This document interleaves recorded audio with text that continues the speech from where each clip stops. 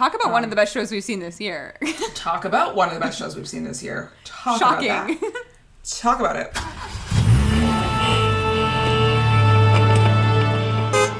Hi everyone, and welcome back to After Broadway, the podcast where we deep dive into anything and everything musical theater from the comfort of my car. I'm Tara.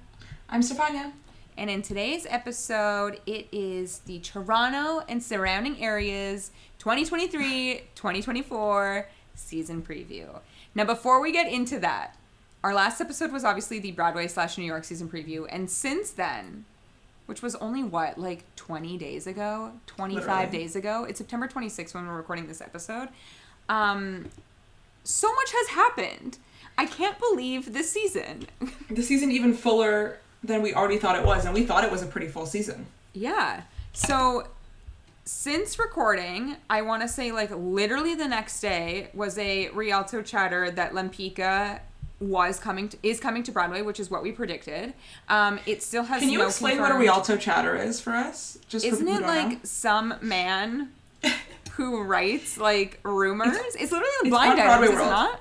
It's on Broadway World, right? Yeah. And it's like a series, an ongoing series, and they write similarly to blind items based on casting notices, based on rumors, inside information. It's basically someone that is doing the work for everybody else. Yes. So this person saw that there was a casting notice that went up for Lempicka for New York and whatever the time period was, which is about spring 2024, and was like, Broadway, it's happening. And it wasn't all of the roles, it was only some of the roles, which leads everyone to believe that Eden Espinosa will be reprising her role. So again, that was literally the next day. It's not 100% confirmed, but it's 95% confirmed, so that should be happening shortly.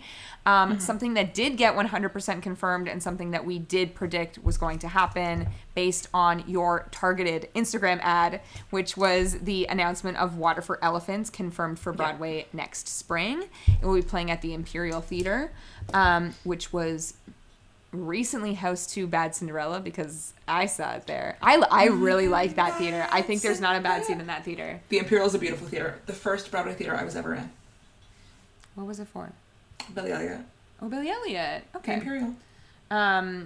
So I do think that's a good theater. Again, as discussed on the previous episode, I don't know. I think the show works on Broadway, but we shall see.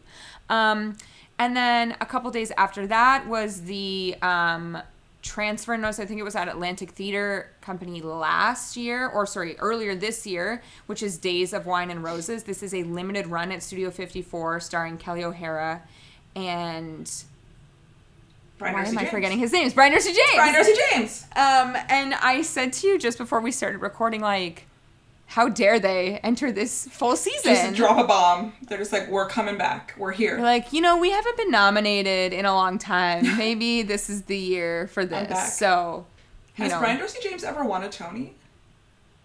I don't know. You know who's a winner? He's a 4-time nominee. Kelly O'Hara. She's a winner. Kelly O'Hara did win. It took her a long time, but she is a Tony Award winner. She is a winner. She's a winner. Deserved. Yes. And then the final Rialto chatter that happened, what was this, last week, I think you sent it to me, is the Heart of Rock and Roll, which is a Huey Lewis musical. Now, I remember hearing Matt Doyle talk about this a million years ago. Right. Because he starred in it with, I believe, Katie Rose Clark. It looks fun. It looks like it's kind of Grease-esque. But, the season is busy, guys. I don't know. And it's only September 26th, and, what else could be coming? It's wild. I'm so excited. I cannot wait to see if there's more stuff coming this season. I feel like last episode we were kind of down on the season a little bit. Not feeling that excited, but with the new announcements, I'm reinvigorated. There are still theaters open. I'm just looking at this list. We also did learn a couple days ago that The Wiz will be at the Marquee Theater. There is also now some photos because that touring production has started. The costumes look stunning. I'm so excited for that show to be on Broadway. But in terms of theater, so Imperial is now taken, so we can cross that off. Studio 54 is now taken. The Marquee is now taken. So we are left with the Majestic, which is still housing the ghost of the Phantom of the Opera. What can go in there? I really can't imagine another show being in there. Love Never Dies. That's the only answer. That's the only answer. I really can't imagine another show in there. I don't know how they're going to do it. Like, it's like if Chicago closed, what are they going to put in the Ambassador? But the Ambassador feels Nothing. different because, like, the Majestic, that whole, like, alleyway is so tied to Phantom. That balcony when Andrew Lloyd Webber was DJing during the pandemic. Like, it's just so tied to the Phantom. And then the other two theaters that are still available are the Long Acre and the Lyceum. So there's still those are both good houses because they're like and the Palace, but the Palace is medium-sized. not ready. Palace isn't ready. We're not ready for the Palace. Can't wait. Can't wait to see what reopens the Palace. Gotta be something really good. It's gotta be something Well, really the last thing that was in the Palace to close the Palace was SpongeBob. So should we just bring it back for revival? Let's bring SpongeBob back. Let's bring SpongeBob back. Who's in the front row seeing SpongeBob? Me. Ethan Slater and Ariana Grande. I was going to say Ariana Grande is in the front row seeing SpongeBob. Yeah, our last piece of news before we get into the season preview is that also yesterday, another Ethan Slater, Ariana Grande spotting. They were at Disney. At Disney in Florida with Frankie Grande. So, yeah. We also do have one last thing. We have a real-time update. We have friends who just saw Back to the Future the musical. They left it. They're literally probably walking out right now. I think they're at the stage door currently. Amazing. Some reviews. The whole show was so fun and I almost cried. So, medium. Wait, sorry. Go back. Oh, you're going to save the best one for last. At intermission, she says, it's phenomenal. Marty and Doc are insanely talented. Lorraine's voice. I love the... George is honestly the funniest to watch. The car scenes, the lighting and spectacle is so incredible. He's really carrying it. Him and Doc are incredible. Such a silly show. Amber is amazing, so shout out to Amber Ardolino. Yeah. We've got a fan. Shout out to TikTok superstar Amber Ardolino. No, literally, she's like, that's why I'm going to the stage door for Amber. After the show... Oh, then she's saying, can't even explain how fun they're making it. Like, when they realize they're time traveling and it works. Dancers come and it's so campy, over the top. It's giving Young Frankenstein. What a review. Which, wow. Roger Bart, Young Frankenstein. Roger Bart, Young Frankenstein. Breaking fourth wall, lots of comedy bits. It's interesting. My note is that the actors are just so good, but I wonder how it will hold up with different actors' leads. The music is amazing, but it's forgettable. If you would like to listen to what we said on our episode last week, we actually said the music was trash. So trash. We really did. Jake's note, they're on their honeymoon, her husband, is that moon. They're on their mini moon. They're on a mini moon. Jake's note is that everyone besides the doc is doing impressions of the character. It's super cheeky. I love it. I feel like it'll do well because it's so well loved. After the show's over, this is the review. Best show I've ever seen, which is shocking to me because I have been to New York with her. You guys saw Head Over Heels, which you both... We saw Head Over Heels. Hated, or she hated. Which was the bottom. Both of you? We saw... It was... I can't even speak of it. It's hard to explain. We saw The Prom. We saw... My Fair Lady. Once on This Island. We saw My Fair Lady. She saw In the Heights with Corbin Bleu. And this is the best show she's ever seen. But what I will say is that in between when we recorded that episode and today, we were talking about the Broadway process of Back to the Future and how like this is a name player of a show and people are going to go see it. It just extended their ticket sales to June 2024. So well, they're making it to the Tonys. They went and our friend who went said this is her husband's favorite movie. Like they're excited to go because they love this movie. Yeah, you know what I mean? Exactly. And so for movie lovers, they have notes, obviously, but they had a wonderful time at the show. So I think it's interesting. But yeah. Okay, let's talk about Toronto. Back to the city. It's a very exciting time in the city. This week is a very exciting time in particular because so much is going on. Again, as I said, it's September 26th, the day that we were recording. And actually on this very day is the first preview of In Dreams in Toronto. And a few days ago was the first preview of 6. So I feel like 6 is where we should start because we're going to sort of go in like order here. Yes. We're going to start with the Mirvish season. We're starting with the Mirvish season. Yes, we're going to start with Mirvish. 6, when they announced that it was coming to Toronto, we were obviously very excited. If you've listened to any of our episodes, you know how much we love this show. From the beginning of the podcast, Six has been a through line of the entire podcast the past 4 years. We had never been so excited sitting in an out-of-town theater ever to see something because it was so original and so amazing. And I'm so excited to see this iteration of Six. It's mostly a Canadian cast. And we were discussing before we started to record, some of these girls, like, just graduated from Shaken. Yes. So it's very exciting. It is so exciting. I mean, this musical, as we know, is just an absolute party. You know, thinking about it, getting to see Six now post-Renaissance tour, post-Eras tour, not that we've seen those, but in a post-Renaissance, post-Eras world, I feel like it'll almost feel even more different because this is a concert moment. You're capturing that energy of a concert in a musical, and I think we're so primed for that. We're primed for female-led stories, female-led shows, so much more. I think this is like the perfect time for Six, to be honest. It's actually interesting, like, as you were saying that and thinking about, like, the Eras concert. Olivia Rodrigo, the Guts tour. Yeah, like, all totally. Of these things. But thinking about, like, the Eras concert movie that's going into theaters, I'm like, film Six. Put it in theaters. Olivia Rodrigo is Anne Boleyn. Think about this. She kind of Anne Boleyn. Anne Boleyn.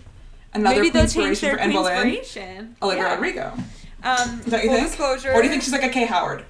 No, I think she's Anne Boleyn. she's more punk than she is pop, I would say, at this current stage of her career.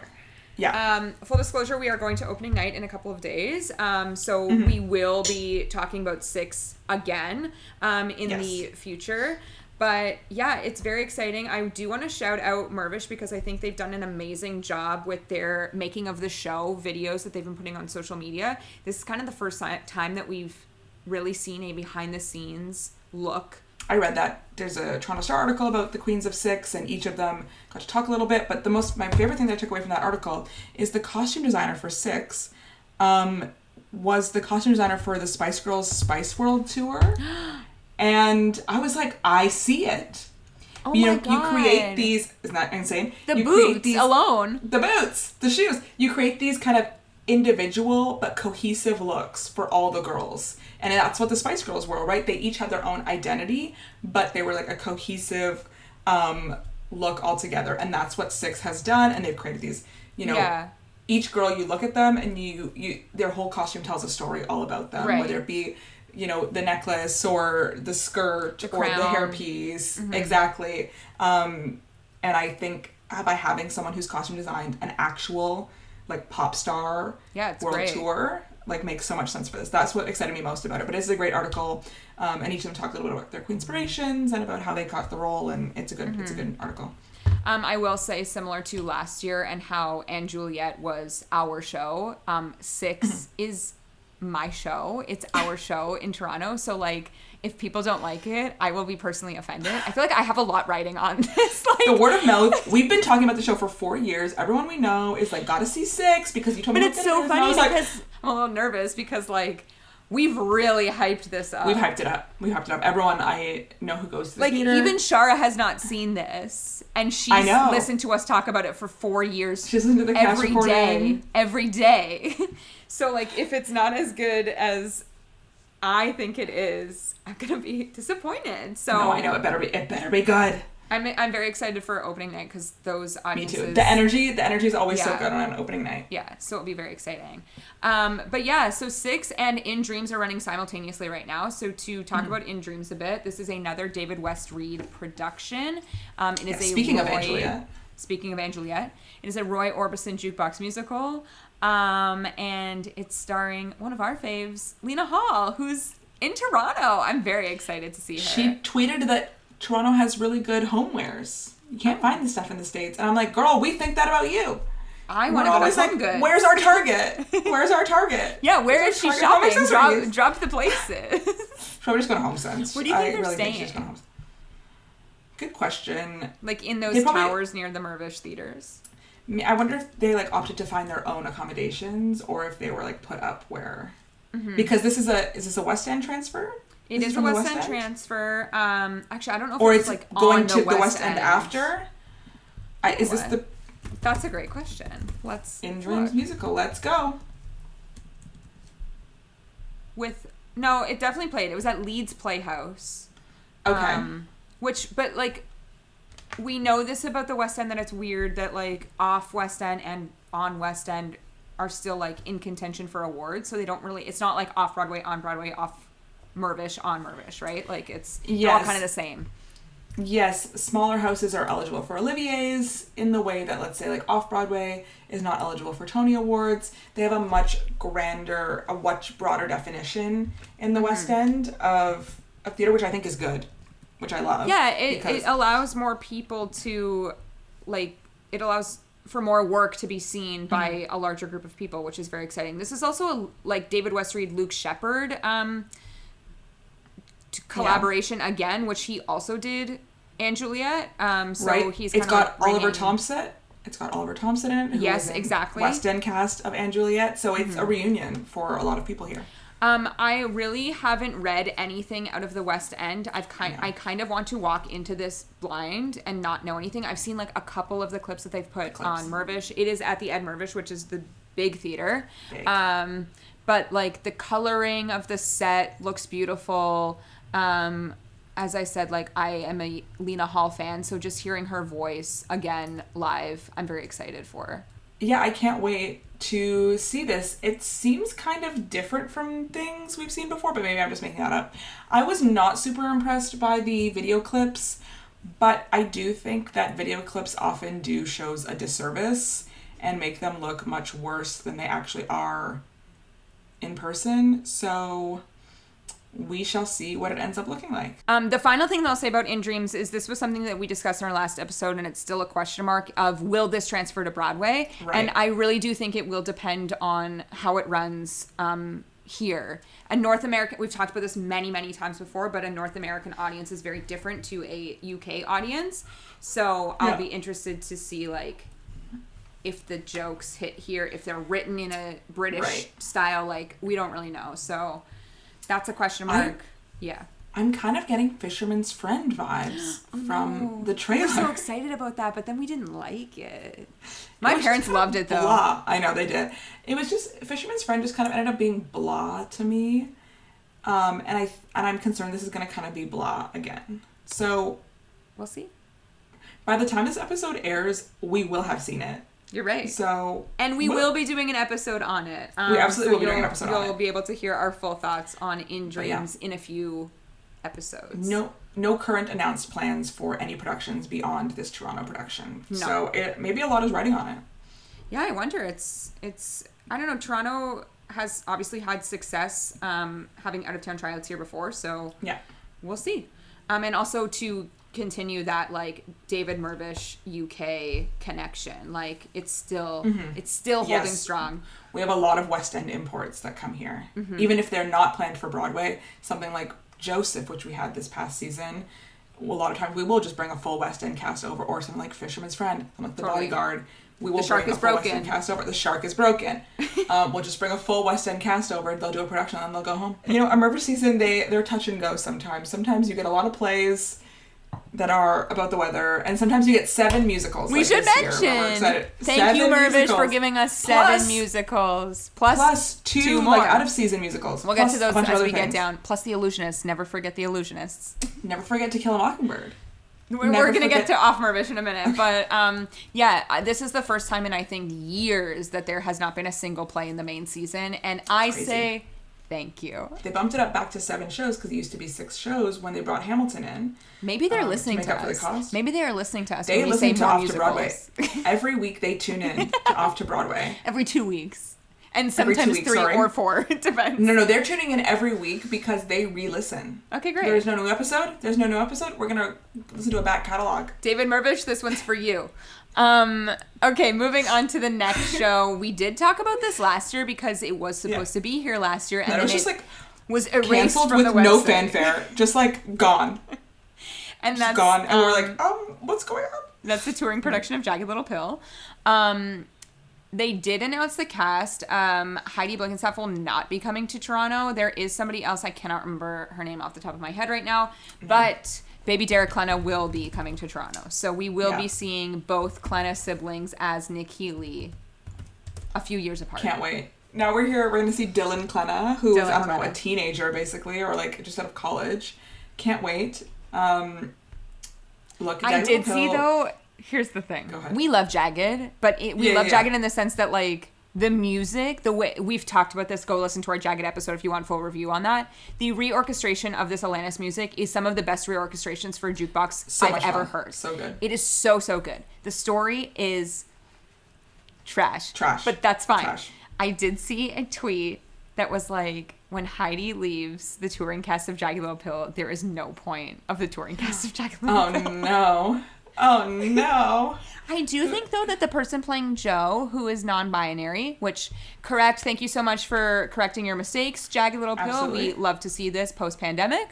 But I do believe that they are Canadian, so that's exciting. Currently playing Joe in the tour, like has been for a while, but born in Canada. Their name is Jade McLeod. I want to be the entire Jagged team. I want to say like Toronto born, but I'm not confident on that, so don't quote me. Their bio on the website does not say Toronto specifically, but maybe when we get a playbill, we'll be able to. Yes, I got an email of like a press release that was like, and coming back to Canada, so that's very exciting. This will be playing in Ottawa, I believe, first, because it was also supposed to go to Ottawa last year, but. Yeah, I'm interested. I'm interested in how the subscribers will like the show, because obviously, like, the music is music that they would know, but the story Canadian music. We love Alanis in Canada. She's a hometown girl. Yes, but the story is just wild. It's a lot. It is overstuffed. Oh yeah, and it's just like so oversaturated too. Not to not give the audience credit, but it is quite a bit of an older audience. Yes. For Merv subscribers, and the show is trying to be very forward thinking, which I love, but may not hit or may not be appreciated by some of the audience. I agree, and also like yes, love, but I found that this was very heavy-handed. So yes, I pick one thing. Yeah, we can't have like 10 issues in one show. We need to pick we need to narrow the focus a little bit. Yeah. It is interesting. I would actually love to talk to someone on the Mervish teams to know, because I know that the subscriber rate went up once they announced 6 was coming, but I'd be interested to know the actual statistics of the demo. Is it a younger crowd that is now because of 6 subscribing because of 6? I would be and even because of Hamilton a couple years ago. Hamilton, 6, and Juliet. Hamilton, it went up and then probably like dropped and then people back again for 6. Yeah. So but yeah, it'd be interesting to know. Okay, the next show on the Mervish season is in December, and it is 42nd Street. The last time we saw 42nd Street, what did we think? I love 42nd Street. I love 42nd Street. Can't wait to see it again. This is another UK transfer. I have seen some video clips from this production. It looks beautiful. The set looks amazing. The tap, like, I do bombastic. think this is a subscriber show. This is this caters to the long time subscribers for sure. A classic musical about show business. We got costumes, we got dancing, we've got, songs people know. Can't wait. And that's it. And that's all I'm going to say about 42nd Street. No, that's really all I have to say too. Look, it's going to be a fun time. I will probably not think of it an hour after I leave the theater. What if it changes your life? To be honest, I do think of the production of 42nd Street we saw last year, like on the reg. But I don't think I'm going to think of this specific production. It's not going to top what we already saw. Remember Pat Dennings? I'll never forget Pat Dennings. I'll never forget the girl with the cast. I'll never forget a lot of things from that show. The guys in the sailor outfits doing tap dancing. It was a community theater production. We had the time of our absolute lives. Oh yeah, I'd return tomorrow to see the same production. but community theater sometimes just brings you unexpected joys in ways you never thought you would get. And that production was everything. Thankfully, we were sitting alone in the back row because we were laughing. We could not get a grip. Okay, and moving on to February, Aladdin is returning to Toronto, like 10 years later. Speaking of, after its out-of-town tryout here in Toronto, it's making a return. This is one that I'm actually quite interested in because you and I both saw this when it was in Toronto 10 or so years ago, and we both did not like it. We did not see it together, No. but we did not like it. We barely even knew each other, to be honest. Barely. We're just like a blip in each other's lives. But now we will be seeing it again, and I think we will be doing an episode on it. I agree. We haven't really done that many like Disney theatrical production episodes because we haven't seen that many together. But I'm very interested to see what has changed because what always shocked me was after the out-of-town tryout and the Broadway production, everyone was obsessed with it on Broadway. I'm like, are we watching the same show? Because I actually despised it here. So from what I understand, after they left Toronto... So the big thing in Toronto was you didn't meet the genie until Friend Like Me, which I think generally, and which is like in the movie, which I generally think is the right decision storytelling wise, but it does make the first like half of Act 1 really dull. And from what I understand now on Broadway is Genie opens the show. He's in Arabian Nights, right? Yeah, he was not in Arabian Nights when we saw it here in Toronto at the time. The other thing, yeah. The other thing that I have read that they've changed was I thought that the characterization of Jasmine in the Toronto out-of-town production was a brat. She was so annoying, so like... Speechless? Speechless is the movie. Is the movie? What's the one she did in Call Me a Princess.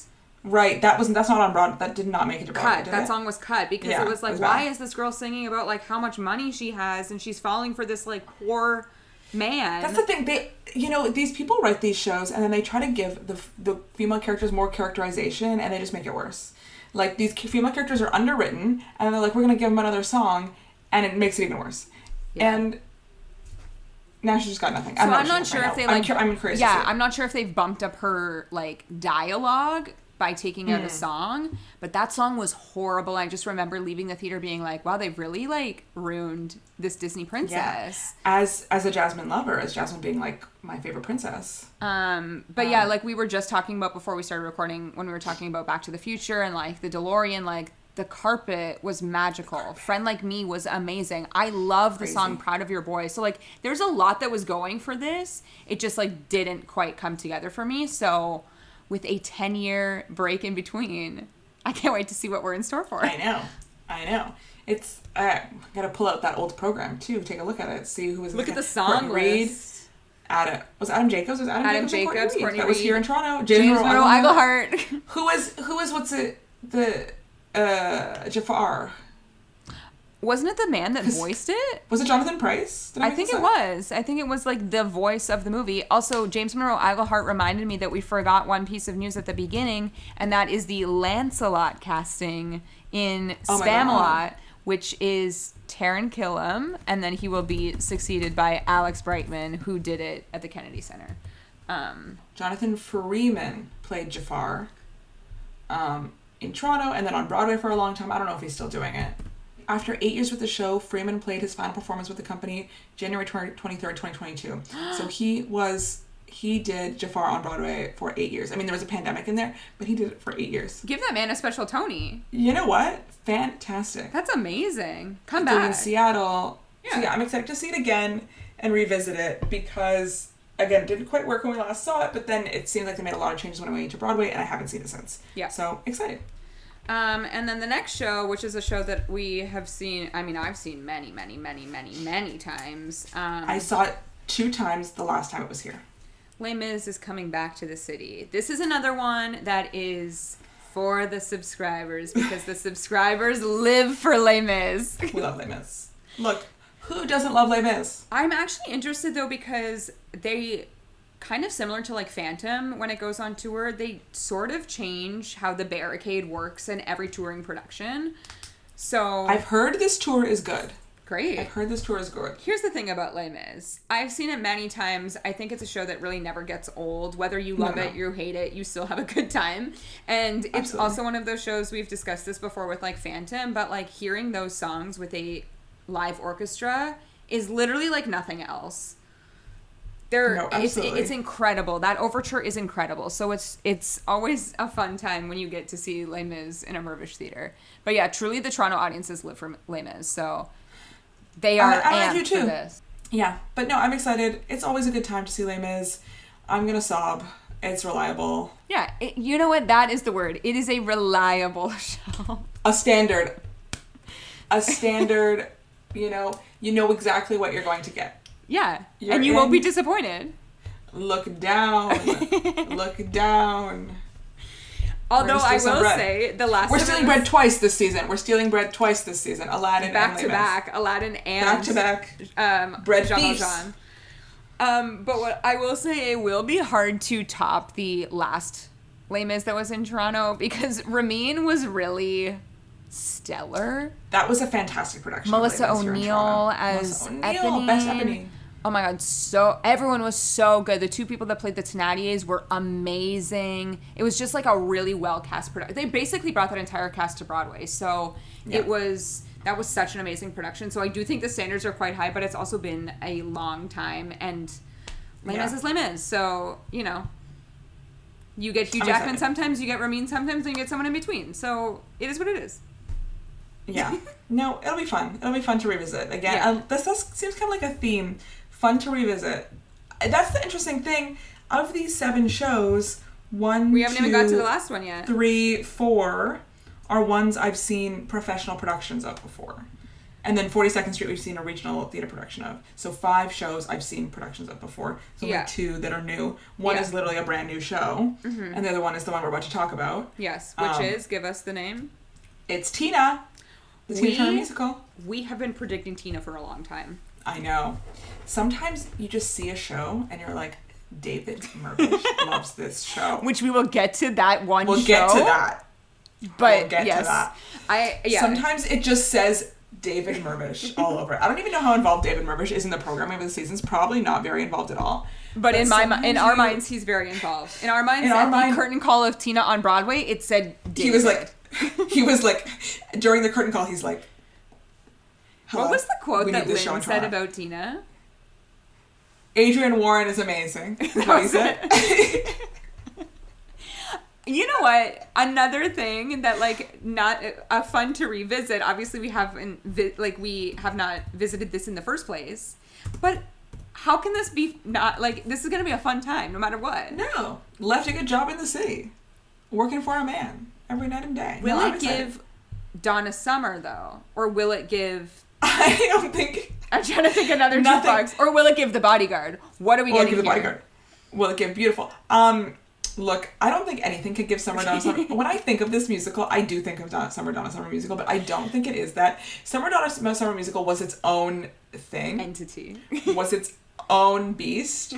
Was its own separate category that cannot be matched. No, will never be beat. Will never be beat. It lives in its own category of jukebox musical. Exactly. Tina, I'm just excited for the dancing. I'm excited for the music. The curtain call. We've seen the curtain call. Like the kid, when the kid comes out to sing. I'm interested to see who will be playing Tina because. So, it's not here till next summer, basically. No. Currently, so looking at the cast and crew is probably not a good gauge. But, oh wow. It's Ari Groover currently playing Tina Turner on tour, which love. I was speaking of Head Over Heels earlier. Yeah. She was in Head Over Heels. She was in the ensemble. She was in Little Shop of Horrors. Excited for the music, excited for the costumes, excited for the wigs. Can't wait for the wigs. The costumes, the little fringe. Yeah, everything. I can't wait. I think it's going to be great. And this is another one that I think that the subscribers will really enjoy. Yes, they eat up a jukebox musical. Which leads me to the next jukebox musical, which is an add-on this year, which was another one that literally came out of nowhere. a return home. A return home. After a previous out-of-town tryout here, which is another theme. Aladdin returning after an out-of-town tryout here. And this show returning after an out-of-town tryout here. Tara, what is it? It is my favorite musical, Ain't Too Proud. Remember, this is one of our first episodes when we were reading reviews of Ain't Too Proud. Yeah. A glorified PowerPoint presentation. Never forget. Okay, but this is the thing. I didn't see it when it was here. I've never seen Ain't Too Proud because I could not get a ticket. I could not get a ticket to the show. I saw a very, very, very early. It was because my subscriber tickets are normally the first 2 weeks of shows. Mm-hmm. So I swear we went week 1 and it was in rough shape.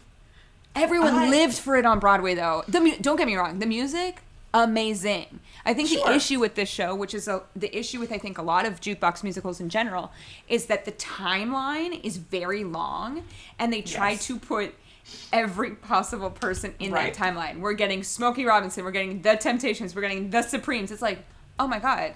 Take a break. We can't focus on everybody. That's why I think you liked how MJ worked, is that it focused on a specific moment and then kind of branched out from there. And I think even when we're talking about also, quote me, musicals, MJ either next year or the year after. Well, isn't it going to Germany? Did they just announce MJ to Germany? It's on tour right now in the U.S. It's on tour in the U.S. I mean, MJ would slay here. Oh my God, it'd be sold out every day. To me. Yeah. It would be sold out to me, a show I've never seen. But yeah, I think even when you talk about biopics, for movies and stuff, I think they're always much more successful when you pick an angle instead of the angle being birth to death. You gotta pick a specific interesting moment in their lives to focus on. And The Temptations just did not do that. Or Ain't Too Proud did not do that. No. But literally the other day, my dad was like, I want to see this. He loves that time period of music. Obviously, who doesn't? It's such amazing music, but he specifically loved Temptations music. And yeah, again, he is a prime example of the age range of a subscriber. So subscribers ate this show up when it was here. And that also leads to the next add-on that always... one thing. It's only here for 10 days. I know, it's very quick, in and out. So I'm wondering if they'll even do a rush for it. They're just... It's a very quick... It must be a tour stop. They're on the road. Yeah. It's an add-on. It's not part of the main season. No. And another add-on that subscribers will eat up, Chicago. I really have nothing to say about this. We should, Chicago, I feel having a resurgence, but also why? Yeah, I don't know. We just saw it at Stratford last year. Yeah. As you said at the beginning of this episode, it's been on Broadway forever. The Ambassador will never be clear of Chicago, and apparently neither will the Mirvish Theaters. I got a press release that was returning for the 9th time. I'm like, no. Okay. No. But you know what? That's another one that I think is only here for 10 days. It's very quick. Yes, I agree. It's I'm gonna have theories. It is a classic show. It's got that name recognition. It also is very inexpensive to run. So I get why it's still on Broadway. The most expensive part of Broadway is probably the band, because it's a big band, because it's an encore's transfer. Yeah. But the costumes, extremely minimal. Set, extremely minimal. Yeah, it's inexpensive to run, and you can get, that name recognition, especially post-movie. The movie was 20 years ago, but especially post-movie, people are familiar with the story, familiar with the music, so you're going to get butts and seats. It does not thrill me to have it come back. I think I'll probably skip it. Yeah, it's interesting, too, because I do think they might be banking a bit on the fact that, a lot of people saw it at Stratford last summer and really enjoyed the production. Maybe. So it's you liked it there, come see it again here type thing. So... It's also playing December 27th to January 6th. So I'm seeing a lot of people opening on Christmas morning tickets to Chicago. Well, if Mirvish says they're buy one, get one for $1 at Boxing Day sale, that's on Boxing Day? The majority of the sales. Yes, the BOGO on I love when it's BOGO on Boxing Day. Yeah. I won't be going. No, I know, but we have gotten good tickets on BOGO. I bought multiple Kinky Boots tickets on BOGO. Remember Lightning Thief? Oh my God, the BOGO of Lightning Thief. The BOGO. Bring that back. Thief.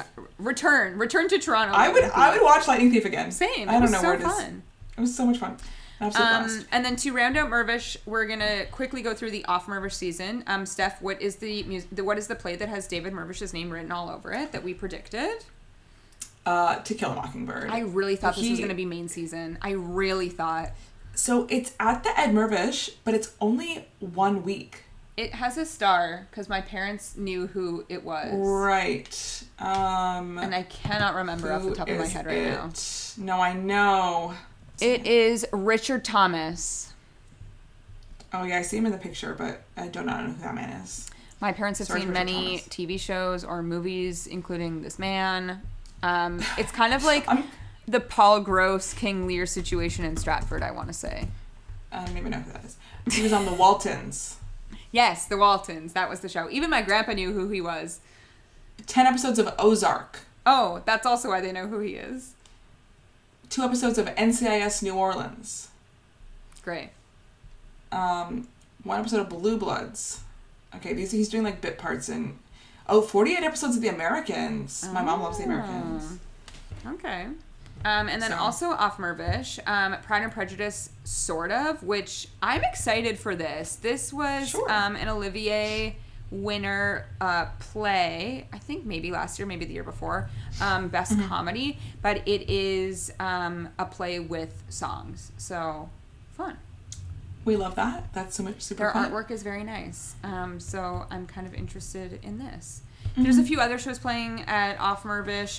Rosencrantz and Guildenstern are dead. And then there's a Crows Mirvish collab of Uncle Vanya, which is kind of interesting because Uncle Vanya will be playing at the Vivian Beaumont on Broadway next year as well. So, timing. I always like when but I think it's interesting when something's playing on Broadway. This has happened a few times, and then we're able to catch a different production of it here, because even if we're not able to catch when it is on Broadway, we have context, information, perspective on it that we didn't have before, which I love. Yeah. And speaking of Crows, something that we've been waiting for years is finally coming, and that is the Crows Musical Stage Company collaboration of The Great Comet of Natasha and Pierre of 1812, starring our fave, Haley Gillis. Starring so many of our faves, actually. So many. Let's pull it up. So many Let's people. Pull it up. I remember the day that the cast notice went out, I sent it to you and I was like, oh my god, stacked. Like, it is stacked. So many of our faves. Okay, I'm clicking read more. It runs from December 5th to January 7th currently. And where is the cast? I'm assuming it's in the big Crows Theater. Divine Brown. Evan Bouillon, whose name I can never pronounce, as Pierre. We love. Marcus Nance. Haley Gillis. Andrew Penner. So many people we love. Wait, am I making it up? Is Louise Petrie in this? I don't... Yes, she is. I didn't even see Louise Petrie. Louise Petrie. Like, truly. I'm not even saying everyone's name. But I am so excited about this. I'm so pumped. We were teased before the cast list came out with the photo shoot for Great Comet, which featured Haley Gillis, and we were like, is that Haley? I'm not sure if that's Haley. And then there was like a caption on the photo that said like, photographed Haley Gillis. Like, and then is this old or new? I know. But yeah, I'm so excited. We love her singing Dave Molloy music. That's kind of our first introduction to her singing Ghost Quartet. So her singing more... Her singing more Dave Molloy music. Cannot wait. Cannot wait to see what they do with the space at Crows. I wonder if Dave Molloy will come, because I swear he came here for Ghost Quartet. I remember his parents coming. Great. For Ghost Quartet. I don't know if he came. I just feel like we've been talking about this show forever. So it was originally supposed to be December 2020. Yeah. There was no cast attached at that time. No. But it's just been like something that's been on a list for literally 3 years. So to finally see it this year, like I can't wait. Because I've never seen a production of it. You've never seen a production of it. Me either. I've also barely listened to this cast recording. So I'm kind of walking in like fresh. I listened to it a bit, but not super, super familiar. But yeah. It's one of those things that every piece of information I see about it like excites me so much. So yeah, probably my most anticipated show of the year. Yeah, of this year, except for there is, which we will get to a bit later, there is a return show that is maybe my most anticipated show of the year. Okay. But let's talk about I will say about Comet, we will be doing an episode. This will be like kind of one of our last episodes for the year because it is in December. Should we move straight to Soul Pepper then while we're here? One brief thing. Yes. Musical Stages Uncovered this year. Oh, yes. I did write that down. Is Fleetwood Mac and the Eagles. So great. I can't wait to see that. I don't even know if we really like talked about I think we did talk about it. I can't remember when. Briefly. But we saw that ABBA Uncovered this year. This was the first Speaking of Haley Gillis. Yes. It was the first Uncovered that we had been to. Mm-hmm. Her version of Mamma Mia, specifically, which you can listen to on Spotify or Apple Music.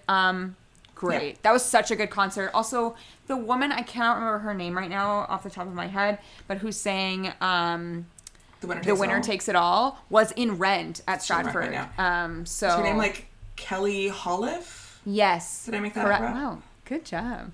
Yeah, she's in Stratford, which is she's in Rent right now. She's playing like Mark's mother. I think she understudies Maureen. Yeah. So yeah, that was Musical Stage Company. I'm sure will maybe have something else. They'll probably have like a reprint, retold, whatever we saw last year kind of situation. So that will come out later. But now to Soul Pepper, I only have one thing written down here. Me too. It is the return of Alice in Wonderland. I literally cannot wait to see this again. Jen Rydershaw came on our podcast and told us this was coming, and it had not been announced yet. And we were like, it's coming. We literally gasped. We gasped.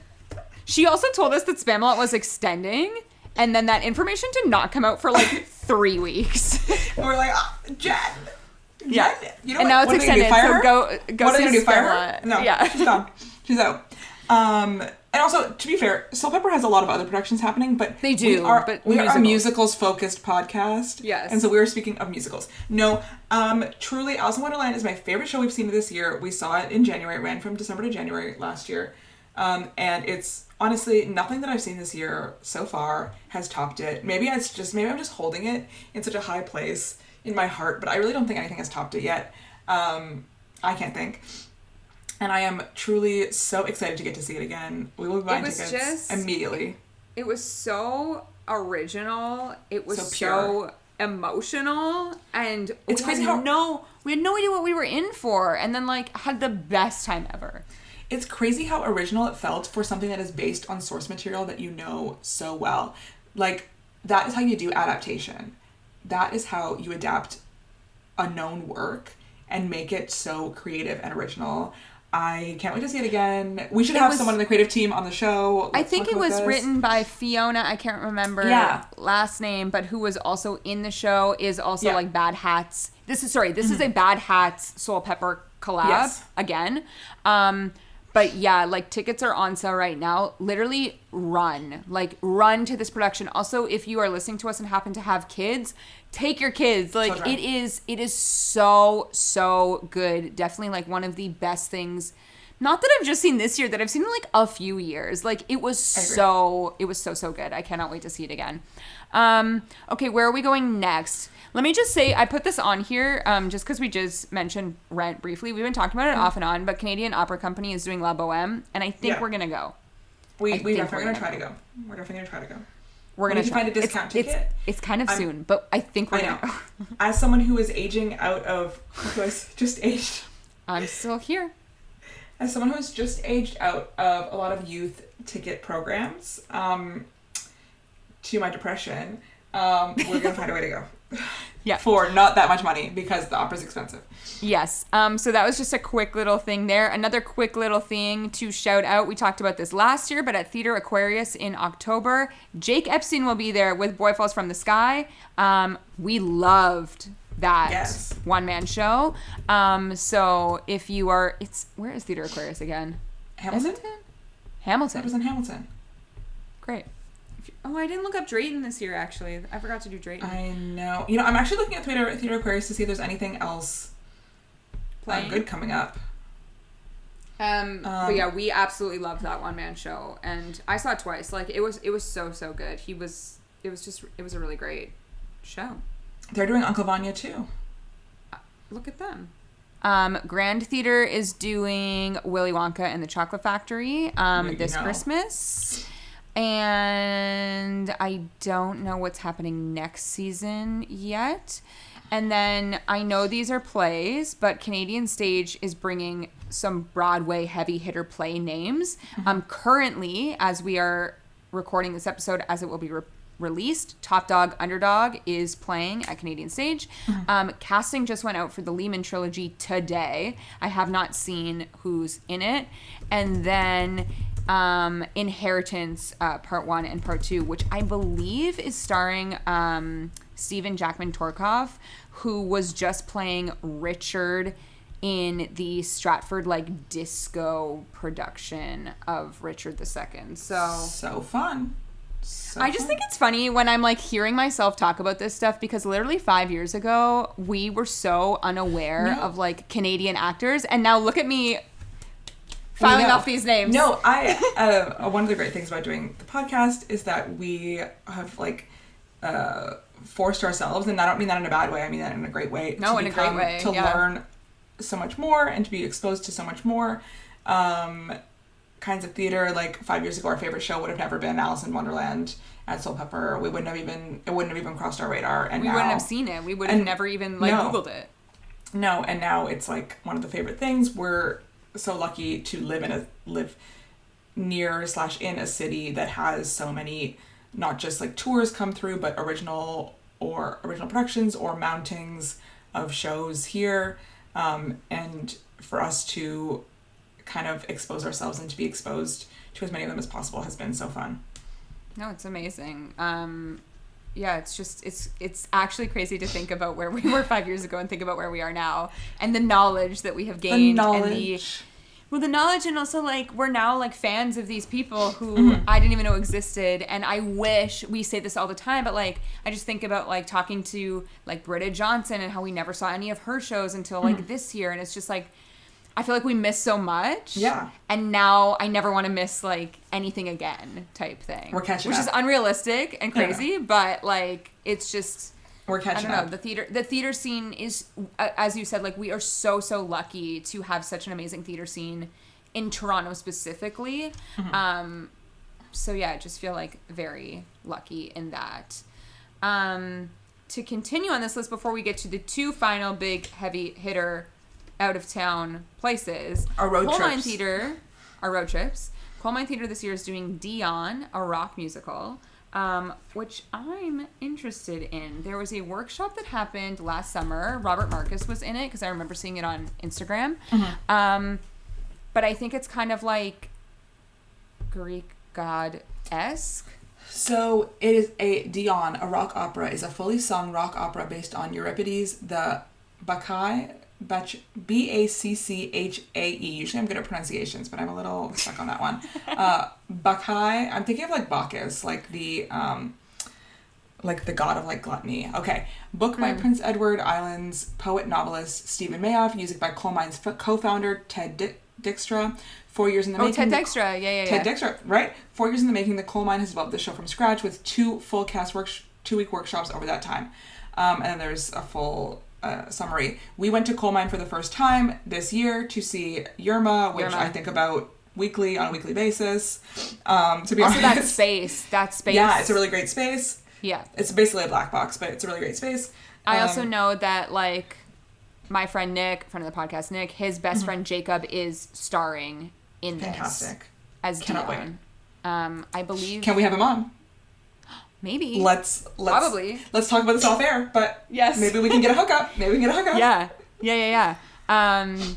But yeah, another Canadian original musical. So great. We're lucky. We're very lucky. Yeah.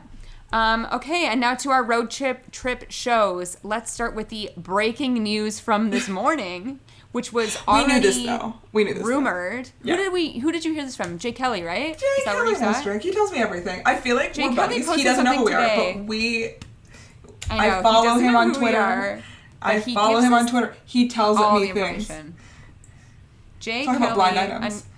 Jay Kelly dropped a blind item a few weeks ago, and then I got the press release this morning that Shaw Festival is bringing My Fair Lady. I I feel like this is, once again, a classic Shaw Festival show. Have you ever seen a production of My Fair Lady? I have never seen a production. Right. I've only seen the most recent Broadway revival.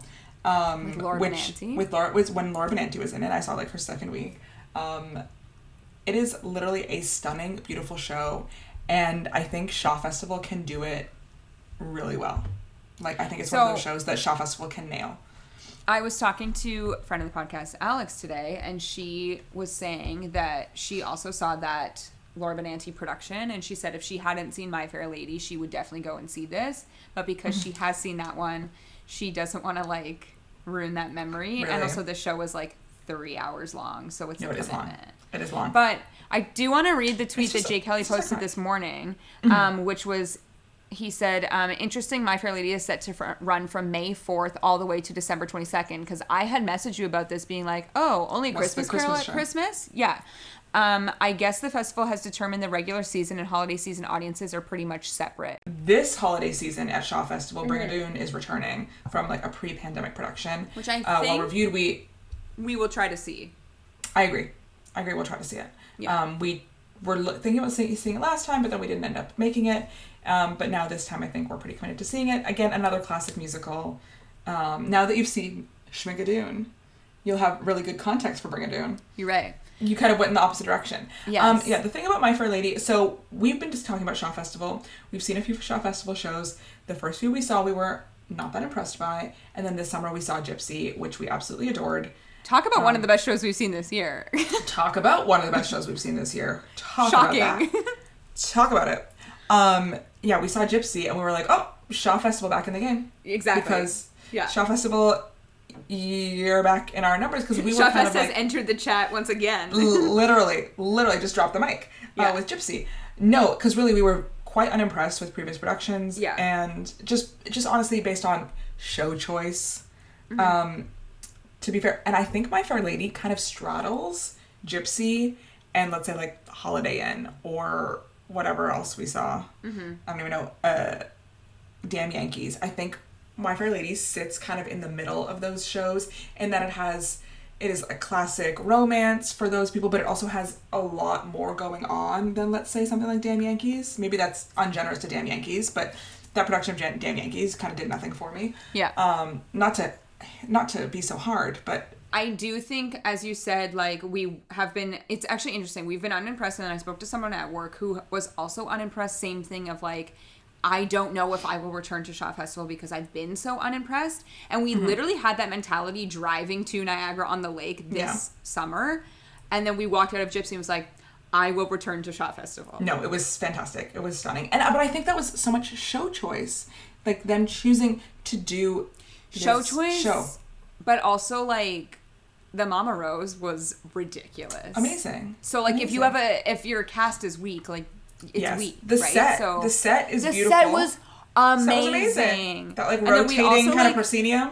Credited Shawfest to this stage trick that actually happens in every version of Gypsy, but it still was the coolest thing I've ever seen. We'd never seen it before, and it brought me to tears, this stage trick. Yeah, it's insane. And it wasn't even like we were talking about... No, I'm literally crying thinking about it. we were talking about Back to the Future earlier, and like the stage trick at the end. And that is one with technology. That is a tech stage trick. This stage trick was like lights and people. It's a strobe lights and dancing. Yeah. And it was just like, it was crazy. Like, one of the greatest things. I just remember there were two men that were sitting in the front row, and during it, they did not stop clapping the whole time because they were invested. Yes, it was thrilling. It was a thrilling moment. It was great. It was so good. So I'm excited to return to Shawfest to see what's in store. No, I think My Fair Lady will really suit the talents and like the kind of the style of show that Shawfest likes to do. So I'm excited. Yeah.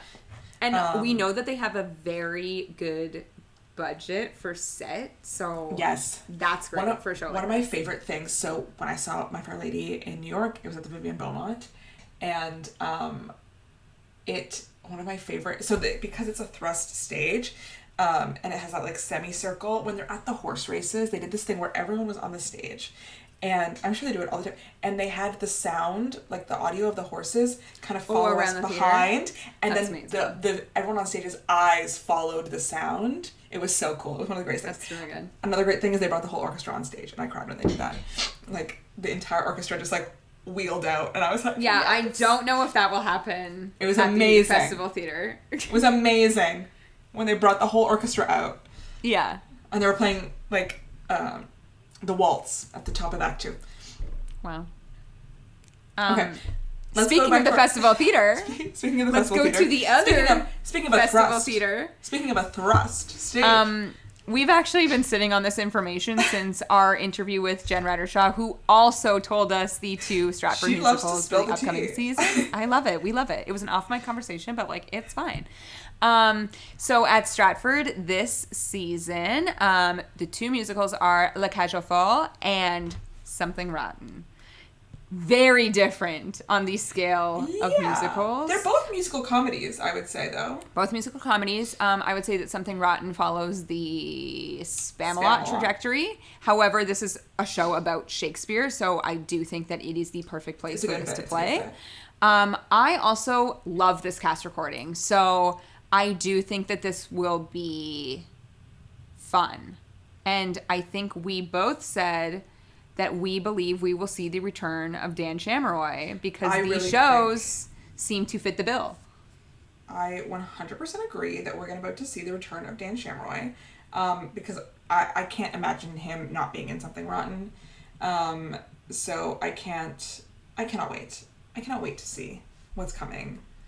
Have you seen La Cage aux Folles? I've never seen La Cage aux Folles. I thought I might have, but I don't remember.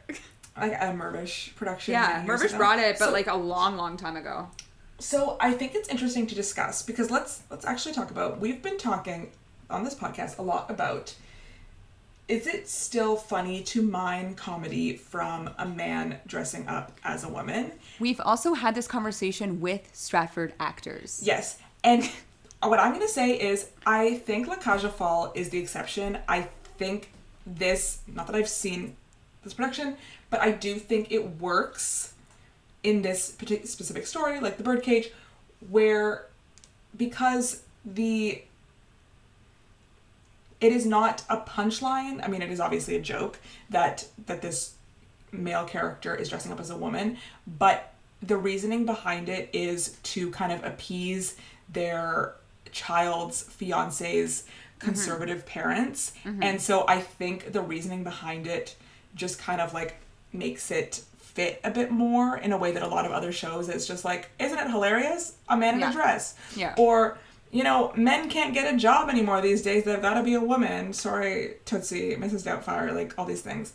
I think La Cage aux Folles also, like, sorry, but it's uses... the opposite in real life. No, I know. That's why it's so like icky when these other shows are doing it. But Yeah. I think La Cage aux Folles uses this kind of like overused trope, and it's obviously like a very old show, and makes it have impact as opposed to make it feel icky. And I also think it's interesting. Yeah, go ahead. One more thing. They're also doing 12th Night this season at Stratford, which is Yes, another show where characters are dressing up as the opposite gender. And I think those two shows, like in conversation with each other in the same season, is maybe an interesting kind of double feature to see. I think they're also doing Romeo and Juliet again, and I was like, is this the year that we go to a Shakespeare? Look. No. Here's the thing about me. I love Romeo and Juliet.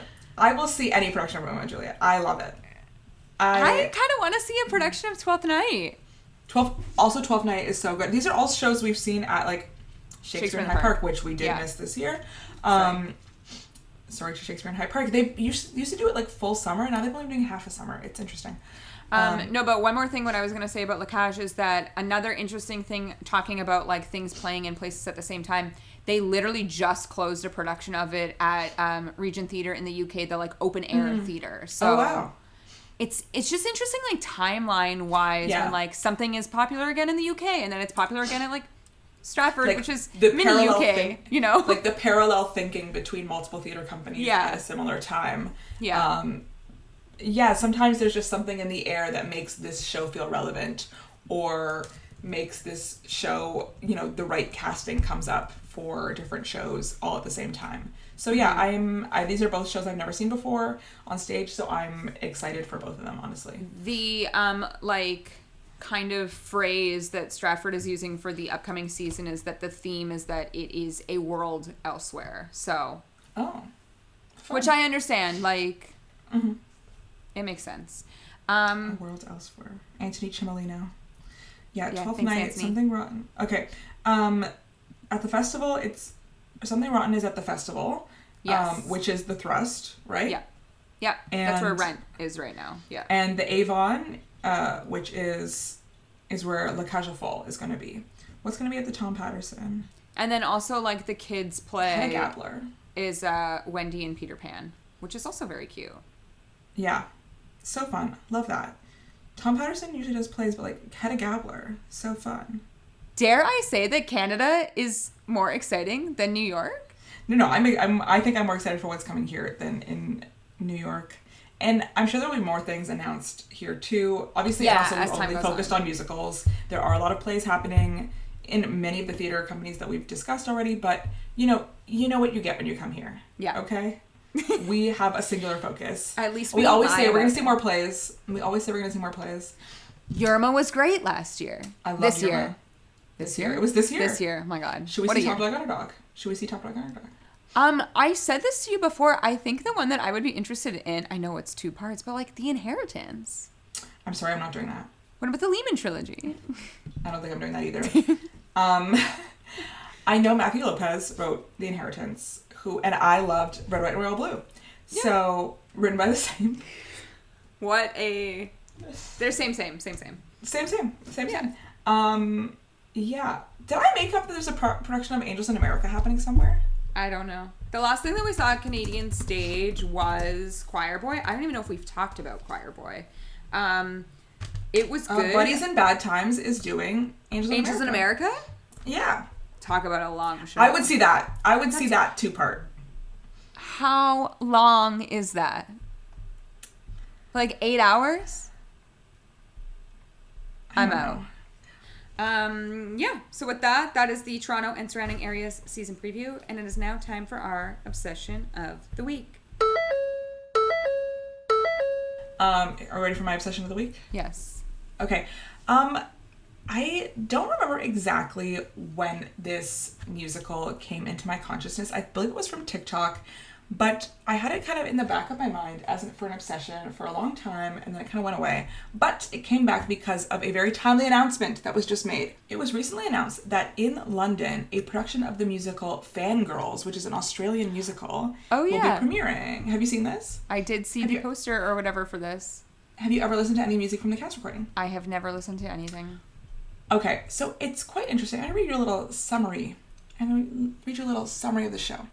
It concerns a 14-year-old Edna, a diehard fan of the biggest boy band in the world, True Connection, and its lead singer, Harry.